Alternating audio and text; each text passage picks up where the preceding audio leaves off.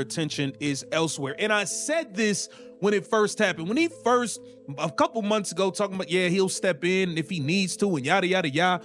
Then he got hit with all the gambling stuff and he's getting investigated and having to meet with senators, all this crazy stuff. I said, look, man. He's talking about NBA expansion in Las Vegas and Seattle. He's floating NBA Europe plans. He's hyping NBA Cup viewership. He's discussing college arenas hosting cup games. In other words, he's doing everything except getting the WNBA CBA across the finish line. Meanwhile, the deadline is January 15th. We're days away from a potential work stoppage that could derail the entire 2026 season. This isn't theoretical anymore. This is real, imminent damage. And the man who once positioned himself as the backstop, the fixer, the adult in the room? Completely absent, Adam Silver hasn't just stepped back. He's checked out, and honestly, can you blame him? The players and their union turned these negotiations into a circus. Conflicts of interest, public grandstanding, ultimatums backed by shaky alternatives, and non-stop media chaos. At some point, even the guy who promised to swoop in and save the day decides the juice isn't worth the squeeze. Silver didn't walk away because he's busy. He walked away because this became unmanageable.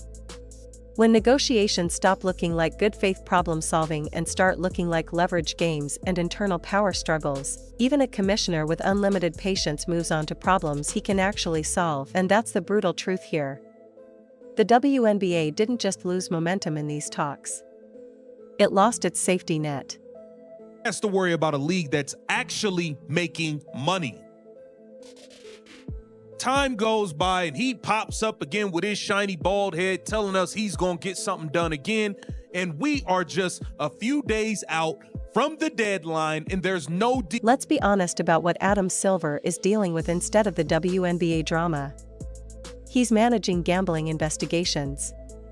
He's sitting in meetings with US senators about sports betting and league integrity. He's running a global business that actually turns a profit and navigating expansion plans that could generate billions in new revenue. Then, on the other side, you have the WNBA arguing over how to divide revenue from a league that's still trying to figure out how to consistently make money in the first place. The contrast couldn't be more stark. Point one: operation is a mature, complex machine with real financial stakes and political scrutiny. The other is locked in internal conflict over a pie that's still being baked. From a business standpoint, it's not hard to see where Silver's attention is going, and why.